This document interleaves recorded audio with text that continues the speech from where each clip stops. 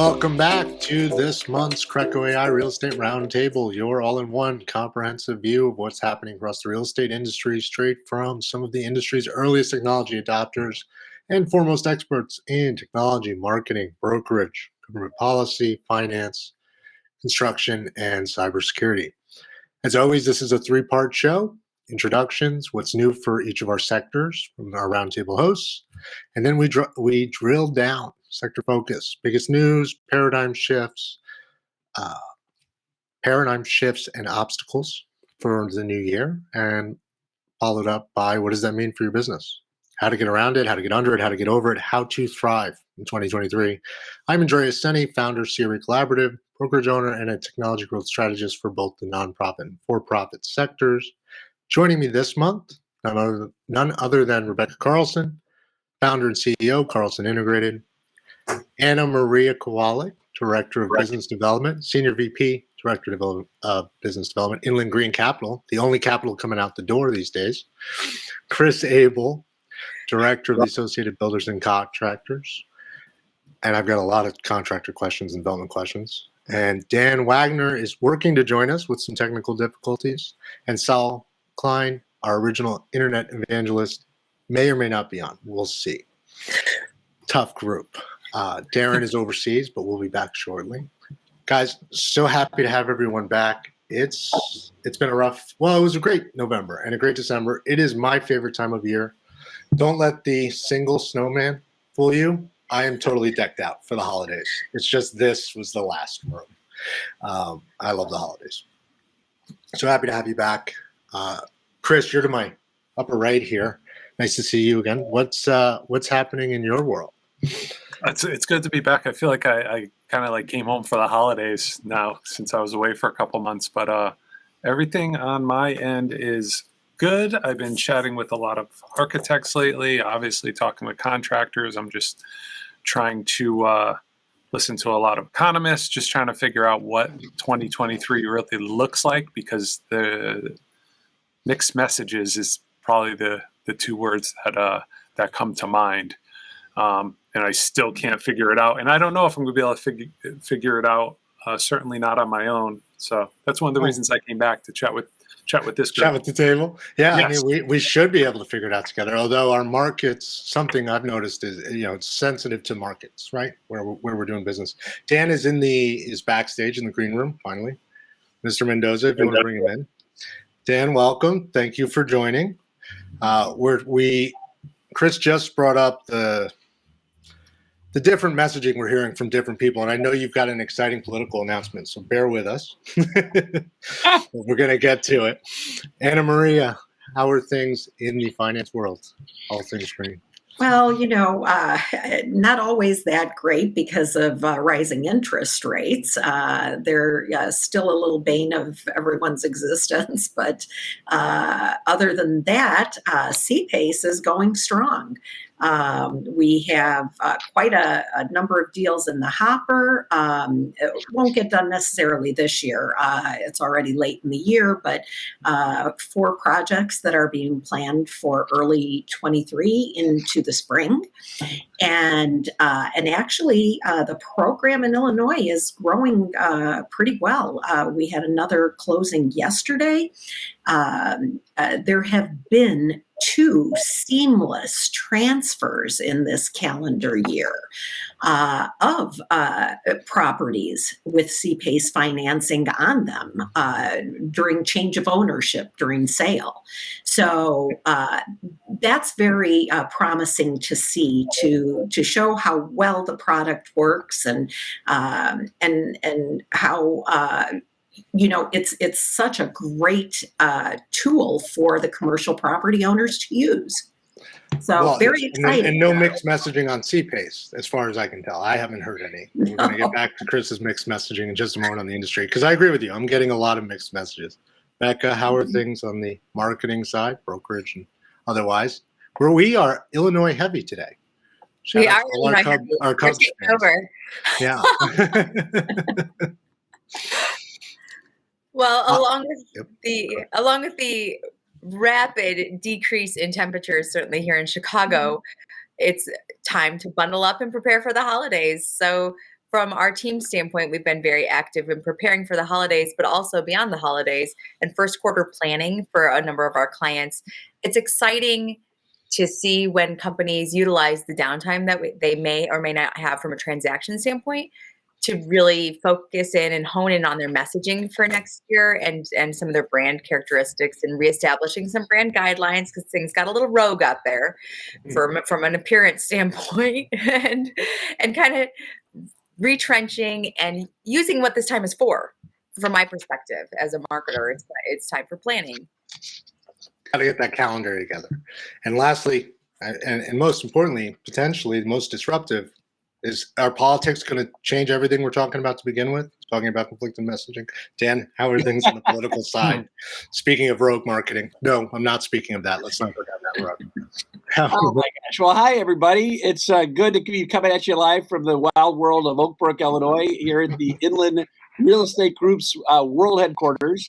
I have my Christmas tie on, so just in honor of you guys. I've got my snowman. Go ahead, I love it. My Santa Claus cup full of hot chocolate. So, and I've officially put in my my house outdoor illumination. I am Clark Griswold, and I put that into the newspapers. They have a contest. So last year I won one of the awards, and I'm going for it again this year. So it's all exciting. So anyway, happy holidays to one and all on this call. It's an exciting time. So that's so funny. I have a Griswold situation with one of my new neighbors. I don't like his decorations, but that's not for this call. But I have good news for you. So this is my Christmas, my present, my holiday present to all of you is that we are going to have divided government. Thank the Lord. And we have the House has will be taken over by the Republicans. All but a slim majority, but a slim majority is still the majority. And that's a wonderful thing. Kevin McCarthy is trying to do everything he can to make sure to garner enough of the 218 votes that he needs. And he's quickly working towards that goal. They met as a caucus, and everybody said he's the guy, but he still has to gain more support to make it happen. And so that's what's going on there. We have for the lame duck session, they came together just recently, and they're voting on the rail strike to try to stop a rail strike. So that's very important for commercial. That's important for the whole economy, but obviously for commercial real estate, for retail, everything you can imagine. And they also have a continuing resolution that they're going to have to pass, and that's going to be a tricky wicket. But government, we don't want the government to shut down.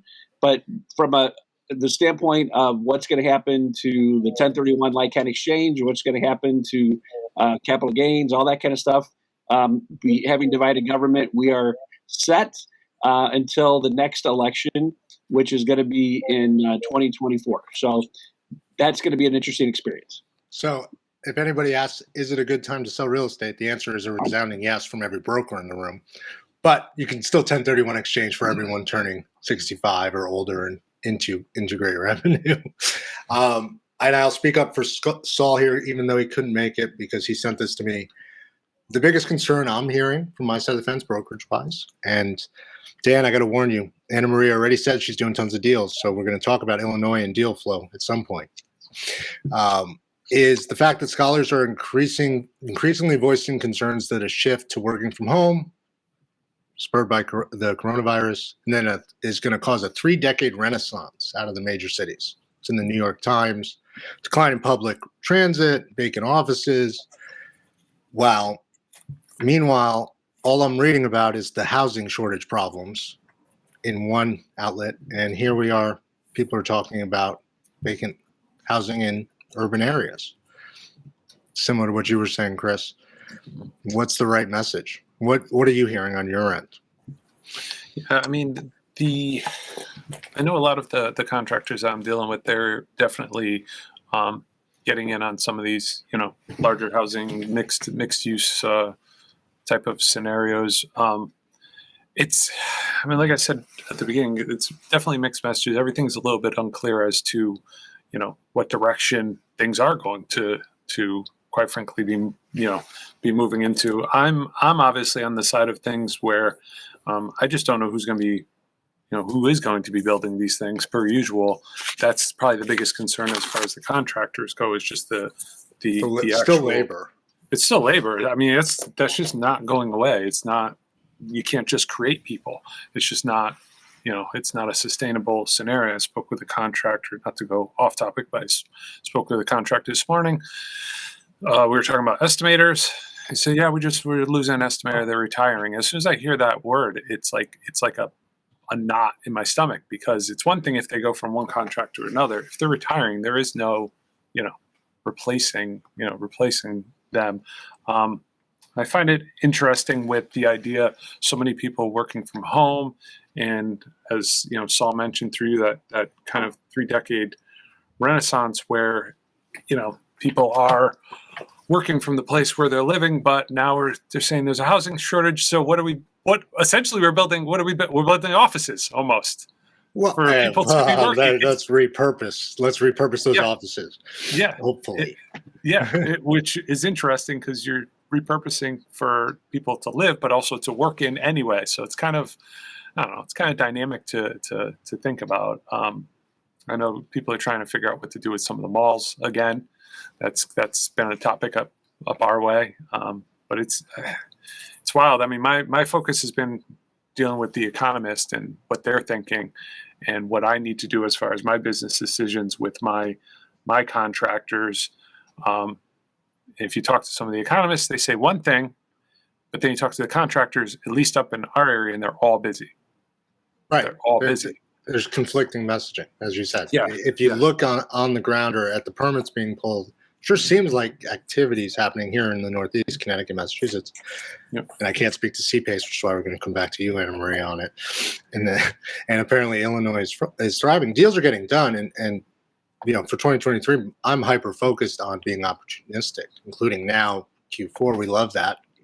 It's a good time to do business. Everyone's being quiet and busy. No, but in the Midwest in general, especially in the CPACE arena, we're seeing a lot of the adaptive reuse. Particularly conversions of one use to a totally different commercial use. So taking some of that vacant office space and turning it into multifamily, or taking an industrial facility and making it self-storage. An old industrial facility that hasn't had any business in it for a while, which there's very little of that, but it is still happening. So people are trying to get a little bit more creative too. Since there has been somewhat of a decline in the huge major malls, shopping malls as we remember them, and changing them into mixed use and entertainment centers along with multifamily housing, and making it more individualized communities, so to speak. These are all the kinds of things that are crossing lines and kind of running into all of real estate commercially, is what we're seeing from the PACE standpoint. Well, it's interesting to me because I think of the 1031 exchange, and at least in Connecticut, we've got a lot of industrial property that needs to get sold. It needs to be rehabilitated or repurposed. There's some environmental concerns with a lot of it because we're a manufacturing state. That's bread and butter.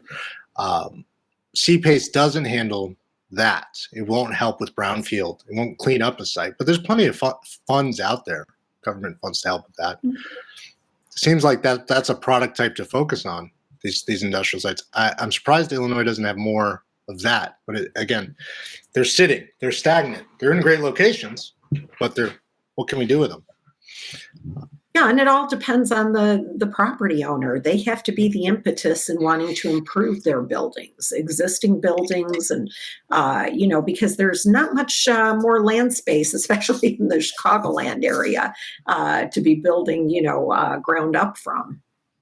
Absolutely. So, but it is happening. Go ahead, Dan. It's hard right now, though. It's hard to find deals, and obviously with the interest rates going up and everything, and the prices are still high, the deals are clearly difficult, and things seem to be kind of weird out there. But the weird dichotomy is that all the assets are performing. I mean, apartments are doing great. Student housing, there's a shortage. You're trying to open them up. Even our hotels. I mean, things are coming back and they're doing good. So it's a lot of people in the industry haven't seen something like this really ever. I mean, you have this interesting dichotomy of it's hard to get deals done now, but you have the assets are performing. So that's an interesting process to go into right now.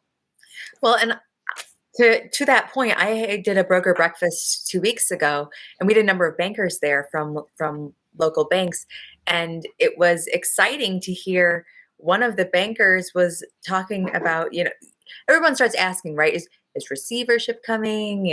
Are banks creating workout groups? All of these questions. And this particular banker said, we have 0 default on our books. We do not have a single loan that anybody has not paid. Not a single payment has been missed by any of within their entire portfolio. So when you have a bank that has that strong of a balance sheet, and when you have loans that are performing, there's just not the distress that people think is coming, is here, could be coming, could be here. So I am seeing Chris's mixed messages all over the place in every area of commercial real estate right now. Well, and it's just the other day I was in Texas, which was wonderful, first time in Texas, and someone asked me, they're like, "Are you worried about your bank's ability to pay are they financially stable as a community bank?" I went, "I don't even know why you're asking that. Of course they're stable. They're doing just fine." So yes, I think everyone in this industry, we've been through it. You outlive the shift down, and although we might be by definition in a downturn, I think people are thriving. You just have to be a little more opportunistic, and you have to work very hard at, for us brokers, filling the pipeline, right? It's more doors we're knocking on. But the end result is less people are knocking on the same doors, at least on my end. There's no shortage of labor here. I'm looking forward to less people in the space that want to retire or what have you, which is what I got licensed 2007. It's great. Worked really hard for a living. I look forward to working less hard with technology, having learned a lot of hard lessons. Well, and I know NAR has the most members it's ever had. I think it's at 1.5+ million. I mean, so absolutely, it's a pretty big deal. Yeah, we're the largest association of professionals in existence in the U.S. Last I checked. Yes, yeah, and the NAR just does such a great job with every aspect of Lawrence Yoon doing his analysis. We should get Lawrence Yoon on this call. He's sometime. So good. He's so Absolutely. Good. He is great. But I know that I believe they're in Philadelphia right now doing their RPAC conference where they bring everybody together to talk about what's going to happen in the future with politics, and people are optimistic. I know that when you look at what's going to be happening at the national level, you can't help but talk about the presidential stuff. And the 800-pound elephant in the room is Donald Trump. So that's where the Republicans are going through an interesting experience where Trump helped gain interest into their world, and now they're seeing that there's a lot of damage that Trump has caused among the party, and so they're trying to figure out how to get back in away. And it looks like DeSantis could be the person that they're going to be looking to, and it's a really interesting experience. I know that there's been fallout where Trump's endorsed all these different people, and they just lost. And the thought is that we were going to take the Senate, or the Republicans were going to take the Senate, and they unfortunately did not. But the 1031 is thriving. The 1031 is thriving, which is for those of us in real estate, that's our biggest, not our biggest priority, but our biggest work priority. Yes. Without going too political on it. Right. But we have to continue to, so it's important that we all remember that we never can put our feet up on the desk and say everything's just fine, because as we know, President Biden in his budget, he still, even after we won, he still put in his budget to cap the 1031 at $500,000. Now, luckily, our industry has done a great job to educate members of Congress where they're all understanding the importance of it, and his budget went nowhere. But now, in 2 years, we still again have to educate all of these new members of Congress that are coming in and make sure they understand, because when people are looking for money, they some folks that they don't know what a 1031 is. They're going to say this is a loophole and all that crazy stuff. So we're always remember to constantly educate. But the politics of Washington is very unique right now. Yeah, well, I'm glad I'm not a politician. Here's the deal. It's commercial. We're not talking emotions. I'm like on the other side. Just had to go there. The other side of the industry. But it's a commercial deal. Let's talk numbers. And to me, the 1031 is actually quintessential for this change in repurposing property. It would be dead. I mean, there's so many things would just grind to a halt if you didn't have the 1031 to be able to do that from a REIT perspective, from really all different perspectives. I know in Illinois here, just down the road from Oak Brook, is a town, Naperville, which is I think the second largest economy outside Chicago, and they had this old Kmart building that was just dead, and it just was sitting there and being a big eyesore with weeds growing in it. And an older gentleman had it, and he was going to get killed in capital gains. He was never planning on selling it. And then the city was able to work with Costco, and Costco said, hey, owner, why don't you do a 1031 exchange and then go into apartments? And so that was the only reason why this property was able to be repurposed, and they were able to bulldoze it.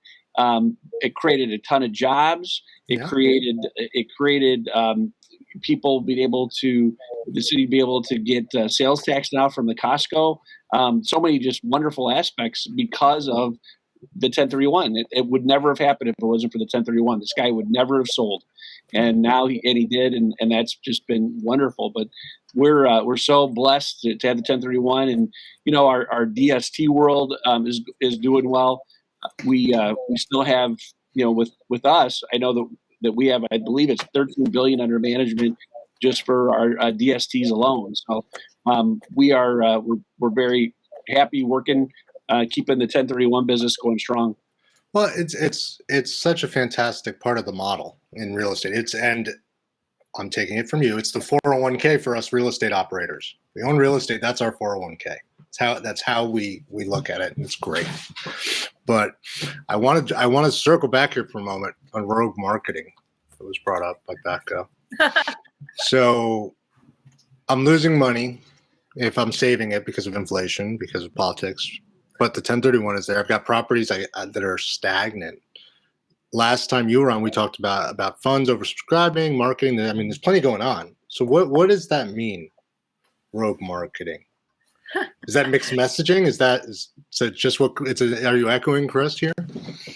Well, I do think there is a mixed messaging component. And I think over time, some brands get a little bit lax in what they permit, mostly because we do have a lot of young people coming in the industry, and they have all these great ideas, and no one wants to squash their creativity. But I increasingly see things that are not according to brand standards. Inland doesn't do this. Inland controls their brand, as they should. Your brand is a huge asset. That tie was not approved by Inland. I'm just kidding. That's a beautiful tie. I have the same tie. No, it's your intellectual property. Absolutely. No, she is Inland Ridge, all of them look great. She's one of the most brilliant people. Just keep going. No, your brand is your intellectual property, and it is that piece of recognition that people have with how things are looking. And so I have a full social media team, and we have to internally double check, triple check, quadruple check, is this in alignment with our client's brand? And that's our messaging, how we're speaking to our constituents or speaking to our clients' constituents with comprehensive brand strategy, but it's also the appearance of what's coming out and being published under their name. Because, gosh, I was talking to somebody about the Retail Space Guide the other day, which is a Chicago publication that's like a listing platform, or like it's like a white pages of all of the property listings in retail real estate in Chicago, and it's been around forever, and it's under That's the how Illinois Real business was Estate done before the internet. Right? Yeah. I know, I love it. I will tell you, I have always seen Inland's ad on the cover, on the back cover, or often on the front cover Okay. as well. Right? That brand, when I think of Retail Space Guide, I think of Inland. Inland is always buying.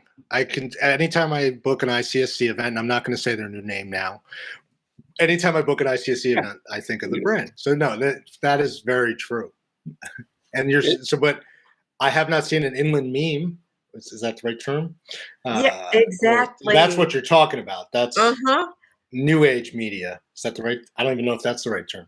As the guy said, Twitter was for people that can't read, right? Or some brands people that can can't really read. do it, but some can't, and it's not in alignment. I have seen, kind of cartoonish fonts in a financial services company. That is not okay. So there's some pieces So that emojis are not okay in your business email. I'm getting that. Okay, it's universal language, I've been told. It is a universal language, and some people can utilize it because they use it on other forums. If that's part of your constant conversation, and I have written several emoji-filled emails for a client, it's totally outside of my normalized wheelhouse. I really speak commercial real estate financial services so much better than little emojis, but I'm able to do it and have been able to provide it and send them out for that client. And it's perfect for him because he puts on LinkedIn like 8,000 emojis. That's like his heart and his narrative tone on LinkedIn. So when people get the emails, they're like, oh, it's just him. Cute. Well, that's I the brand. love it. It's in brand for him. If Inland put a bunch of hearts next to something, it might be surprising. It would be so weird.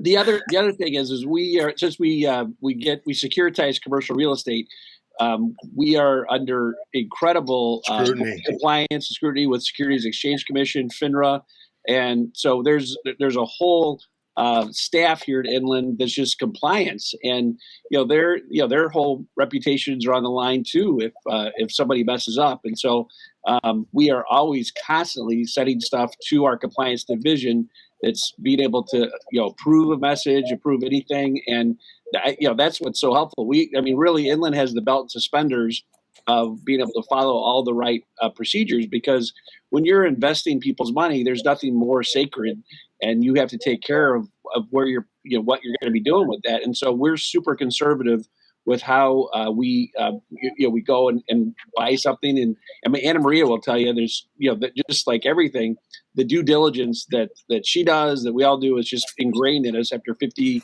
and a half years of the company being in business. So that's an important thing to remember as well.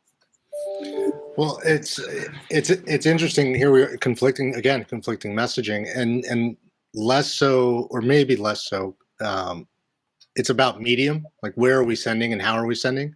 I've realized there's been a huge uptick for me dealing with newer real estate operators who just love to text, and there's the intonation's gone in your text, and it's great for like see you at 4, but no, don't text me the deal parameters. Like I want an LOI and I want a phone call. I want to talk it through because I want to hear when or what's might be a pitfall. CPACE, I imagine, given the regulation, as Dan was saying, and 1031s, it's all email. You guys can't even communicate text, given what you're doing. No, there's the occasional text with a client, like you said, see you at 4, or something that's non-material. And even with email, we prefer handling everything by phone. Having that one-on-one experience with the client, building that relationship. There's so much nuance in relationship. And so, everyone wants to put their best foot forward. And the only way to do that without misunderstanding is, Talking. collaborative and talking. Yes, absolutely. You can see my Italian hands fly. You can see my facial expressions. Absolutely. It really is a different being human. medium. Yes, it's important. And I'll borrow it from Jonathan Stein, as I do often. Your network is your net worth, and network is a contact sport in real estate. That's right. It's just and the truth of it. There's also a huge difference in just what you do. Like when you read something and you say, okay, this is what they do. What you do versus what are they doing? What are you doing? When you send those those mixed messages and you have all these like you said, the emojis, if that's their brand, that's fine. But, as far as what you're saying with Inland, having that brand of market, nobody wants to be confused as to, they want to know what you do, how you do it. They don't want to sit there and be like, what? It's no different than getting a text from a friend or a family member that seems a little bit off kilter. And you just kind of like, instead of going to the message of, okay, I am going to see them out or what they're trying to say. Yeah, but holding it to your significant other, another family member, going, what does this make sense? What are they doing? What's going on with this person? It's the same thing in regards to business, and like what Rebekah was saying, some of these fonts and some of these things that you see out there, you don't want to sit there and wonder, like, okay, what are they doing? Are they having a little bit of identity crisis? What's going on here?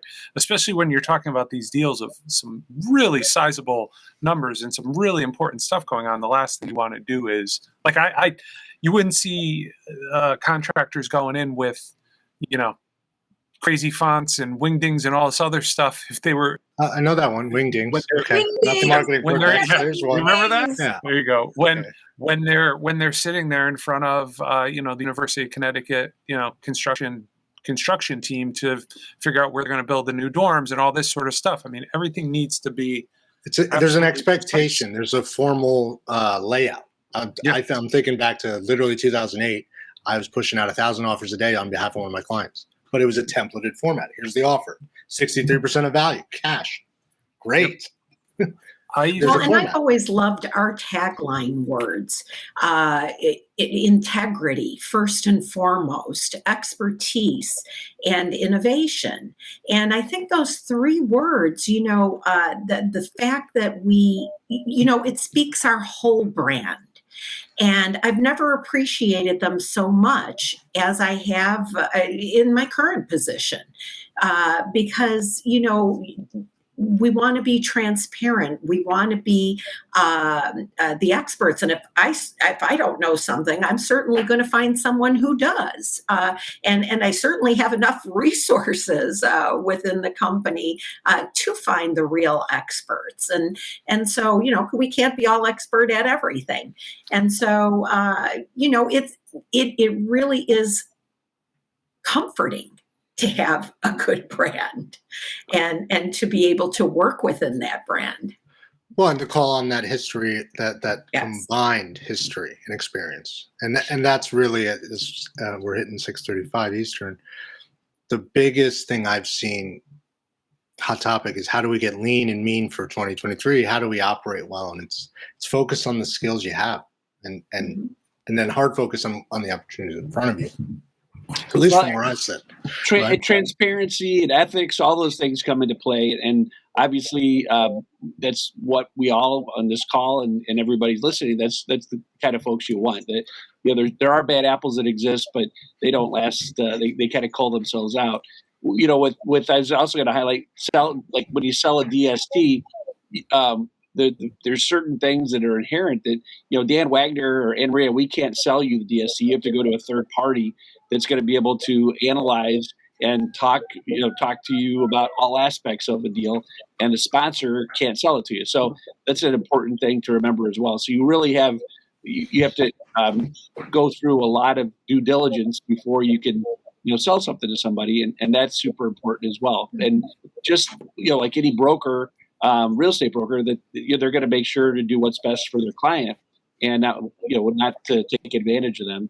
And that's why it's great to be related to you, because you have a high ethical standard, and that's how you've been successful in your career. 90% of my business has been repeat, reputation, referral. Matter of fact, I drone it into new agents I train. And with the internet today, take a moment to destroy all three. You have to build your network and continue. And to Anna Maria's point, surround yourself with great people, and then leverage those people because they're happy to help you. It's human nature to help one another. And I was just on another call.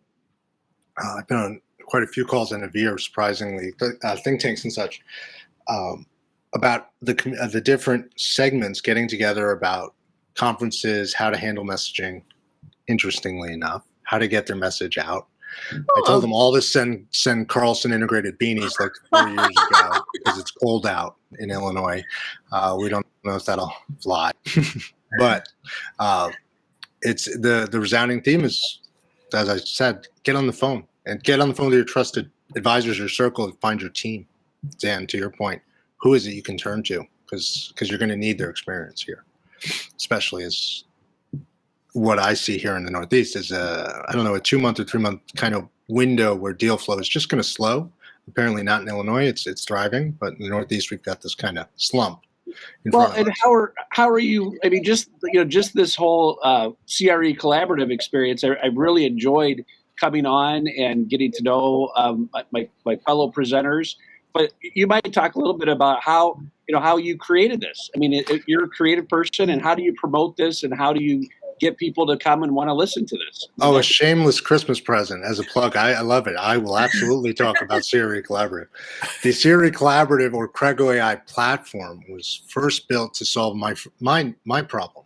My problem was, as a broker in 2015, I was logging into 13 different things. It took me 3 hours a day. There were only 80 things to log into in 2015. Today, there are 10,000 vendors to log into. 2 years ago, there were 6,000. Technology and the evolution in this space from an Excel spreadsheet is incredible. But it wasn't until COVID and that paradigm shift that really forced adoption. And as I say, Instagram must not know how to write or read, and Twitter you can't write. Well, our audiences are there, so we must be there on technology. Where are your clients? How do you reach them? What's the medium? It's communication.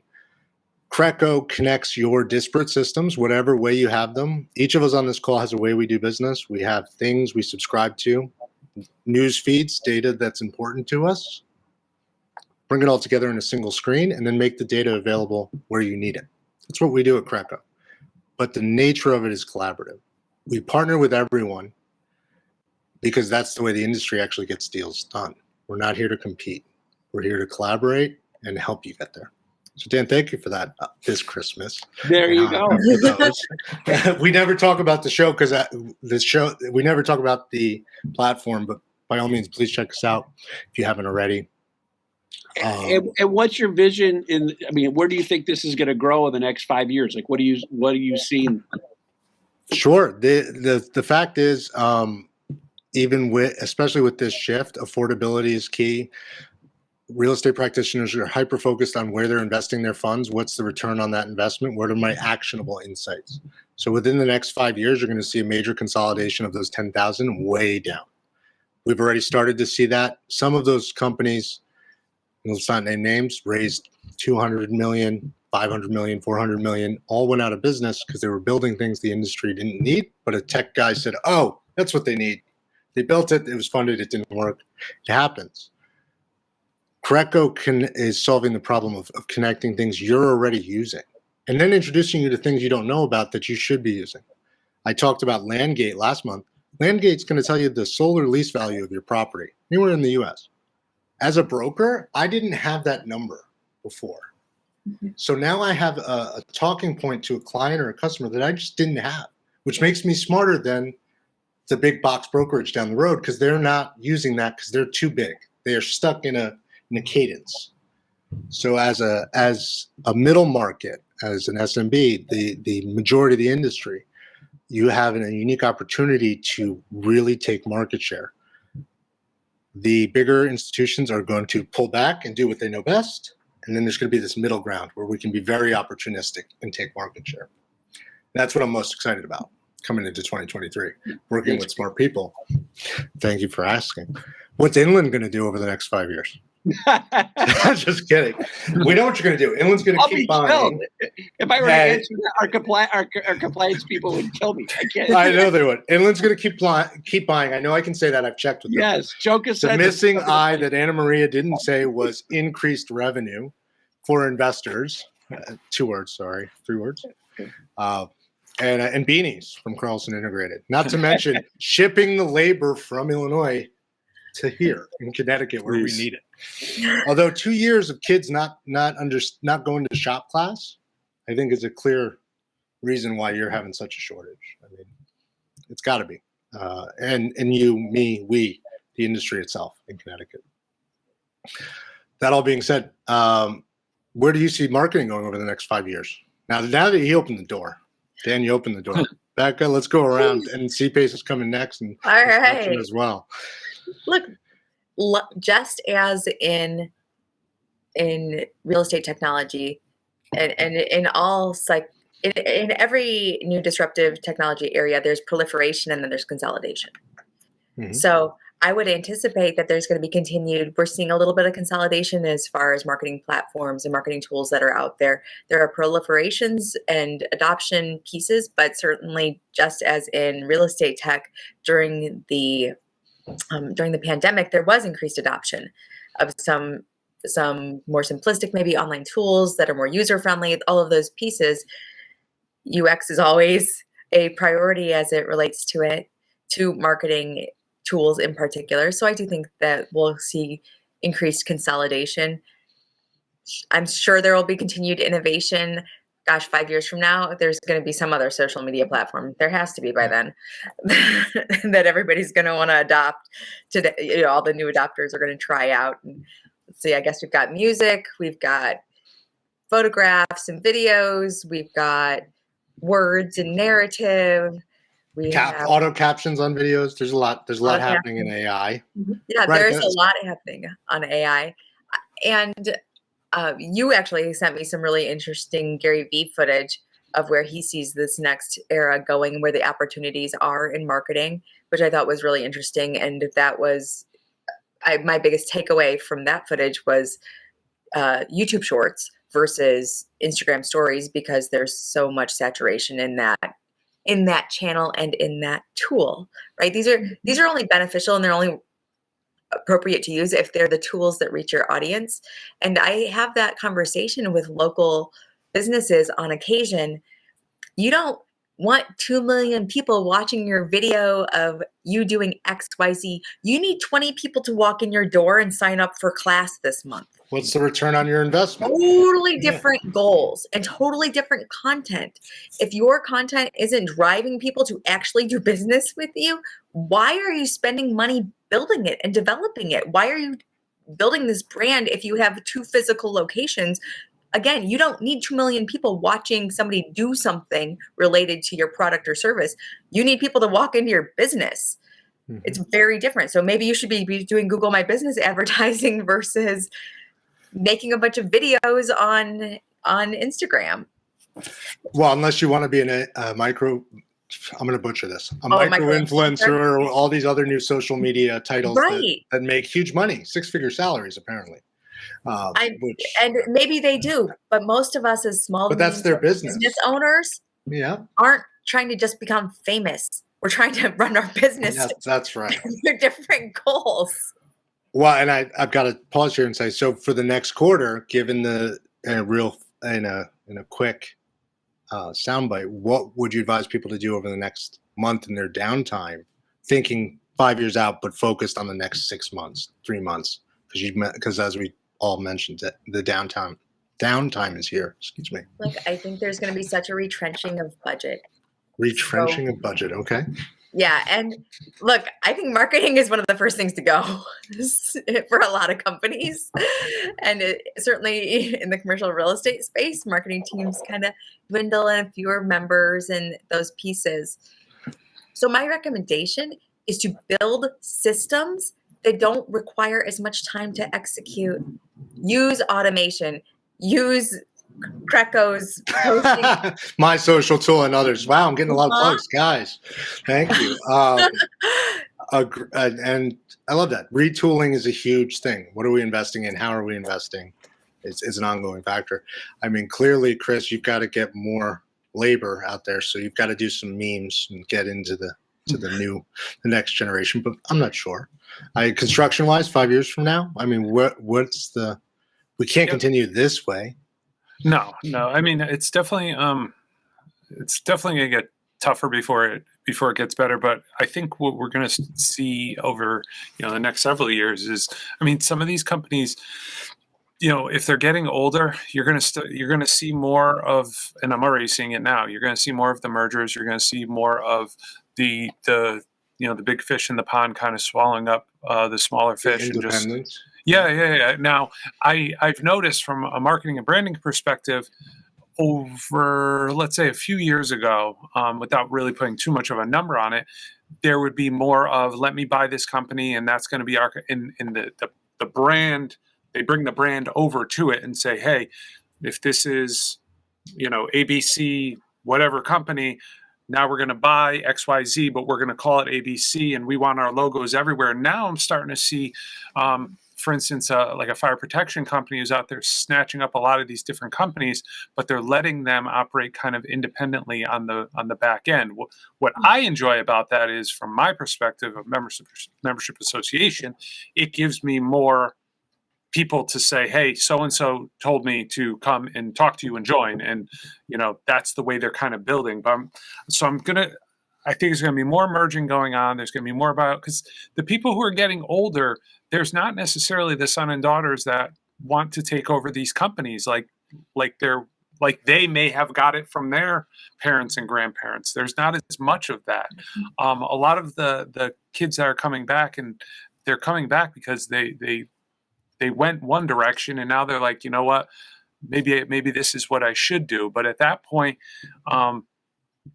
they're already looking on to different factors. Is it better off for us to sell, and then you can go and do your own thing, and we'll help fund it that way? The other thing is, some of the younger demographic that is doing well, they're some of the ones that are out there seeing the opportunities and snatching up some of these other companies. If a company is doing concrete and is able to and I'm not saying contracting concrete, but if that's their material and they find a sand and gravel place that is about to, they're grabbing it, and they're getting stronger and stronger, and that's good for those people in there. And then the employee side of things, it's such a different climate than it was even when I was a little bit younger, where you really need to go back to that idea of, listen, we can't lose you after 2 or 3 years. We need to find ways these companies need to find ways to be able to get talent and keep that talent. And maybe that is part of the plan where, okay, we're going to go out and we're going to buy this and you're going to run that, but you have to stay with us. You got to stick with us. Like, they're trying to make it, you can't just build a nice building and a new office and expect that someone's going to go, all right, this is where I'm going to spend the rest of my, 10 or 15 years now, because someone else is going to offer more money, or they're going to build a nicer building. It's just going to kind of keep going. So I've seen, and I'll keep this super short because this could be a whole other topic, but I've seen a couple of companies, one company in particular, that are now creating these programs that are focused on the goals of the employees. All right, so Amazon was offering, as an example, they were saying, here, we'll pay for your college education. It's going to take you 7 years, but now we've got you for 10. Now that is absolutely, but that is something that's been around. If you want to work somewhere, you can get someone to help you pay for college. I'm talking about their personal goals in regards to what do you want to do? What do you want out of life? Do you want to recent story? One of the employees always want to write a book. So they embrace the goals of this employee to say, listen, we're going to help you do this. We're going to help you do that.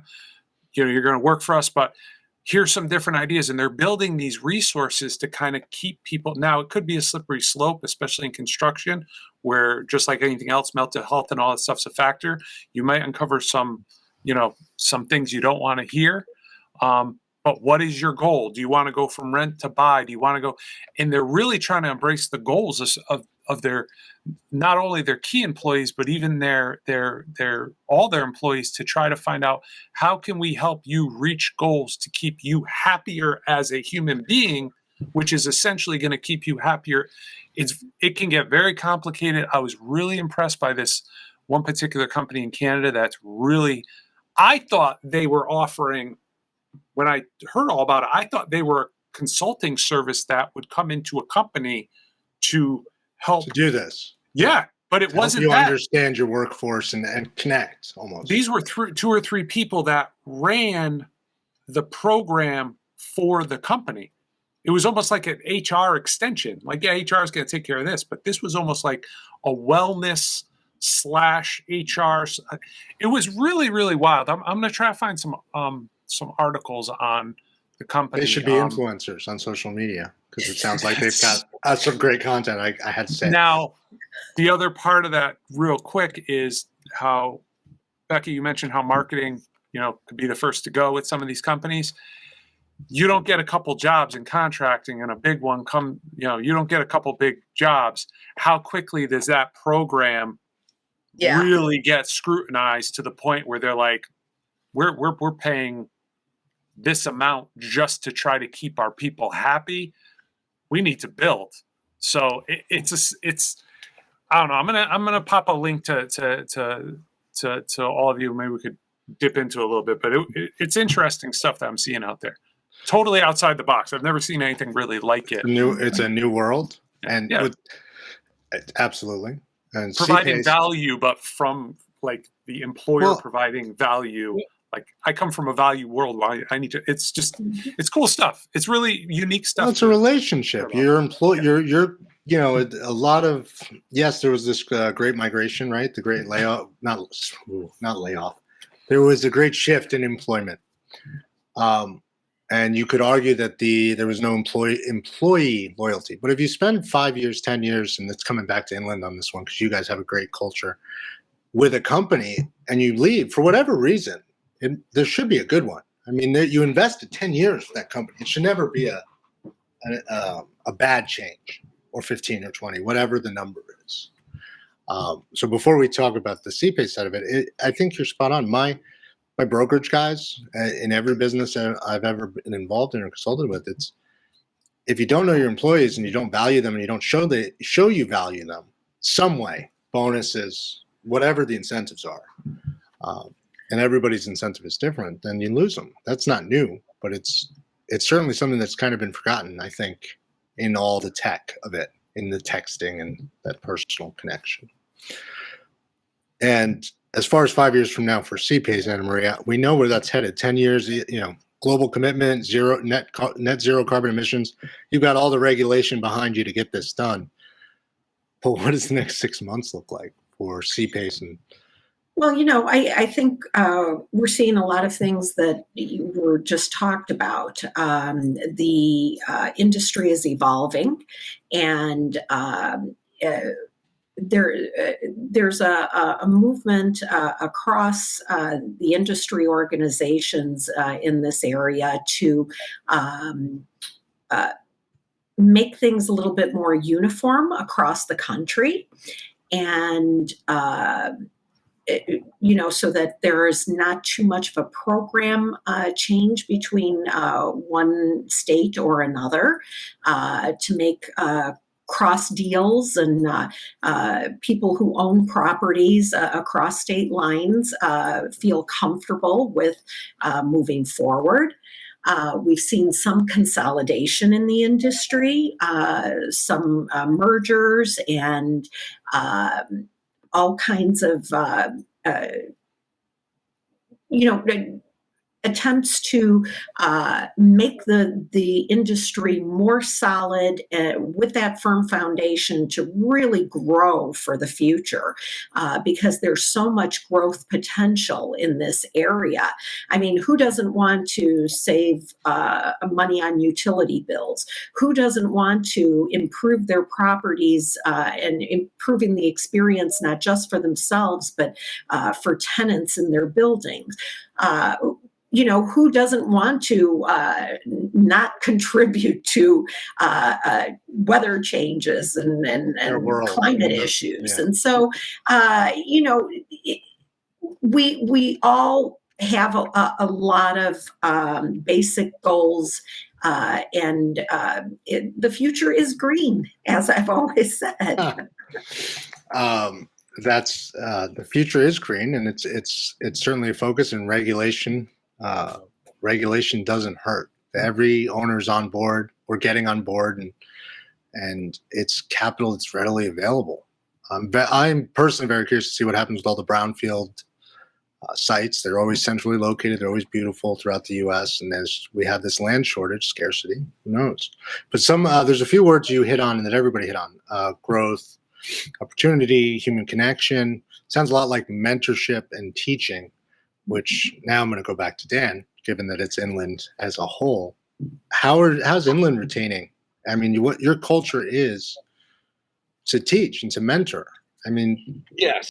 Yeah, I think what we try to do here, starting at the top, is the 4 teachers are still involved and active in running the company, and they got their hand on the wheel, and it's about teaching and constantly making sure to keep up to date with everything that's going on. We encourage people to be involved in the different associations that are in their area, and I know for one, I absolutely love being a part of like the Chicago Association of Realtors, the Main Street Association of Realtors, Realtors Land Institute, all the stuff at NICAR, all these different groups, because you're exposed to so many different people.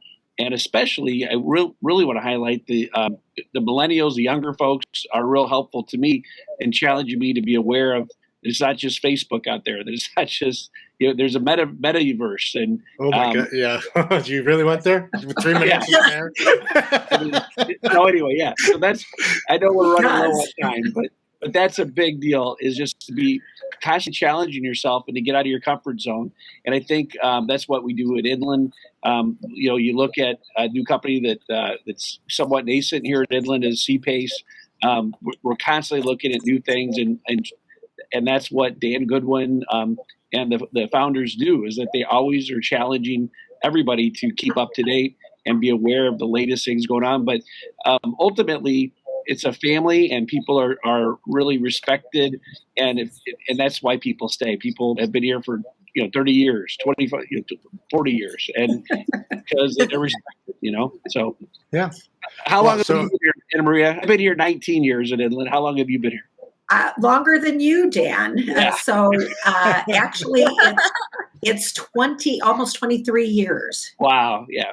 So yes, it's a family. It's a wonderful family place, and people take care of one another, and everybody has their back, and it's transparency and ethics and the way you're treated. I mean, the ethics is just such a huge part of this. And these 4 teachers came from, are just, one guy's dad was a janitor, another person was a barber.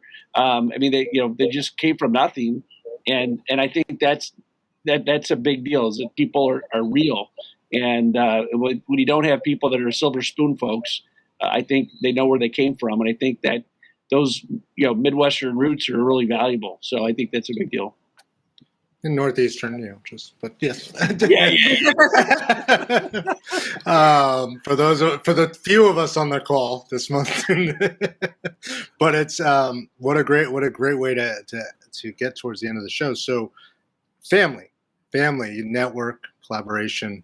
I mean, really finding that connection with those you work with, and finding those you don't work with to call on and be mentors, teachers outside of Inland. Because Inland does mentorship, I believe, as well as some of these other groups. And these associations are so important. Like, I can't overemphasize how good it is, because you really get to meet the young folks that are coming in the industry. You have the staff that are on the up to date on the latest things that are happening, the trends that are happening. Like I mentioned, Lawrence Yoon, it'd be so great to have him on a call, because he's just like the guru. He's like the PhD in this stuff. So. We're going to tag him on this episode. Tell him we mentioned it 9 times, and I'm all for it. Okay, let's bring him on for a sector interview, and let's have him on. I'd love it. The new year is going to bring incredible opportunities. So anybody who's, in my opinion, and many opinions, all the brokers I talk to, investors, developers, it's just a matter of finding the right opportunities. I mean, 2015, I would say it constantly. I am lucky enough to be doing business in an age where I can go find as many deals as I want. I still have to go find them, but it's much easier to do so. The tools are there, the people are there, everybody wants to help. It's not so opaque an industry that you can't get a foothold. You can't build something great. Inland built an incredible thing, 70 billion plus, 52 years, I think. And I'm reading from the flyer over here, just so you know. No, I remember seeing, I actually used one of your tear sheets as an example for another company I was talking to. I was like, this is how you tell your story corporately. Clear message. It's one page, flip it over, services that you guys published on your 50th anniversary. Yep. So it was just a great piece. Well, very grateful for you. Very grateful for this experience. So thank you for this fun time every month, and I look forward to 2023. So wishing you guys the best for this holiday. And a happy New Year to our listeners as well. Saul will be back. Darren will be back. I'm hoping everyone else will be back. I know you will. I'm just kidding. I'm looking forward to it. Mr. Mendoza, where can we reach everyone? Run us through our outro. And I want to thank all our listeners. Guys, we have grown incredibly this year, and we're going to grow incredibly next year. As people, as professionals, as a show itself. Follow us, find us. We are available anywhere you get your audio, video, all the social media channels. We are not a social media influencer by definition, or we might be, I don't know. Catch us next month to find out. But more importantly, have a wonderful holiday season. And if you have a question, reach out. Happy Hanukkah, Merry Christmas, and all the other interrelated holidays. And most importantly, Happy New Year. Absolutely.